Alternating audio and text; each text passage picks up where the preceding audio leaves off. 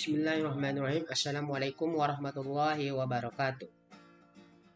Perkenalkan, nama saya Rizal Akbar dari 6D Pendidikan Geografi Fakultas Tarbiyah dan Keguruan UIN Suskaryau.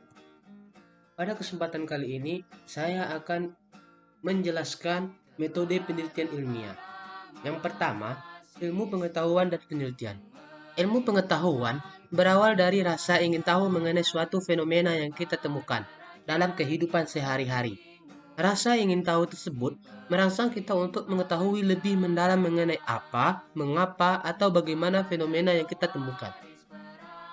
Dengan demikian, ilmu pengetahuan berawal dari adanya fenomena, baik fenomena itu terjadi di alam, masyarakat, maupun manusia.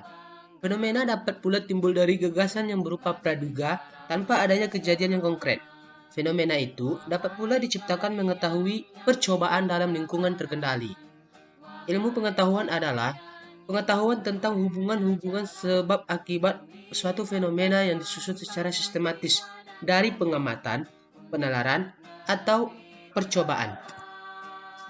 Selanjutnya, menurut Nazir, tahun 2003, pengembangan ilmu pengetahuan dimulai dengan menetapkan postulat-postulat, yaitu asumsi yang dianggap benar tanpa harus dibuktikan. Selanjutnya disusun logika, yaitu aturan berpikir yang berlaku dalam cabang ilmu pengetahuan yang bersangkutan. Ilmu pengetahuan dan metode ilmiah mempunyai sifat logis, objektif, sistematis, andal, dirancang, dan akumulatif.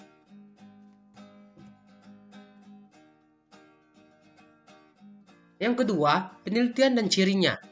Suatu penelitian mempunyai ciri-ciri yaitu sebagai berikut: kontribusi, metode ilmiah, analitis.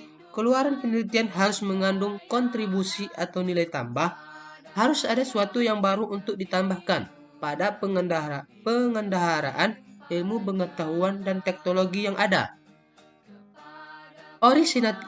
Orisinalitas yang dikandung dalam kontribusi penelitian dapat berlainan tingkatnya, dan tingkat kontribusi ini akan menentukan mutu penelitian.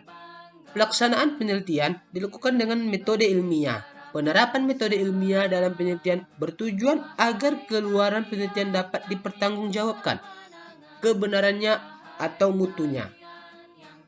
Sedangkan tesis sebagai keluaran penelitian diuraikan atau dibuktikan secara analitis, yaitu dijelaskan hubungan sebab akibat antara variabel-variabel dengan menggunakan metode ilmiah. Selanjutnya yang ketiga, proses penelitian. Penelitian merupakan suatu siklus. Setiap tahapan akan diikuti oleh tahapan lain secara terus-menerus. Tahapan-tahapan penelitian itu sebagai berikut. Yang pertama, ada identifikasi masalah. Yang kedua, perumusan masalah. Yang ketiga, penelusuran pustaka.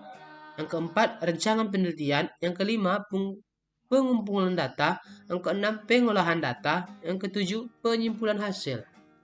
Selanjutnya ada sampling dan satu kajian. Teknik sampling atau sampel dalam penelitian kualitatif jelas berbeda dengan penelitian kuantitatif. Pada penelitian kuantitatif, sampel itu dipilih dari suatu populasi sehingga dapat digunakan untuk mengadakan generalisasi. Pada paradigma alamiah, menurut Lincoln dan Guba tahun 1985, dan menurut Meleong 1997, sampel bertujuan dapat ditandai dengan ciri-cirinya sebagai berikut. Yang pertama, rancangan sampel yang muncul. Yang kedua, pemilihan sampel secara berurutan. Yang ketiga, penyesuaian berkelanjutan dari sampel.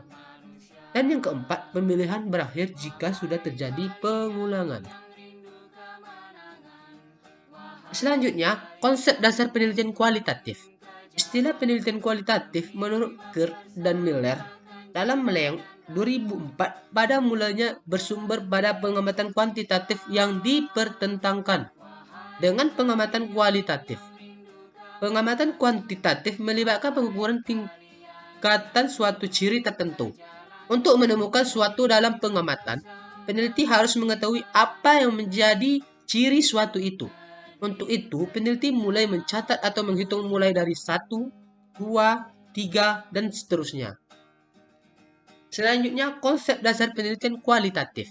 Tujuan penelitian kualitatif adalah untuk mengetahui aktualitas, realitas, sosial, dan persepsi manusia melalui pengakuan mereka yang mungkin tidak dapat diungkap melalui penonjolan pengukuran formal atau pertanyaan penelitian yang telah dipersiapkan terlebih dahulu. Mungkin itu saja yang dapat saya sampaikan. Semoga apa yang saya sampaikan ini bermanfaat buat teman-teman semua. Wassalamualaikum warahmatullahi wabarakatuh.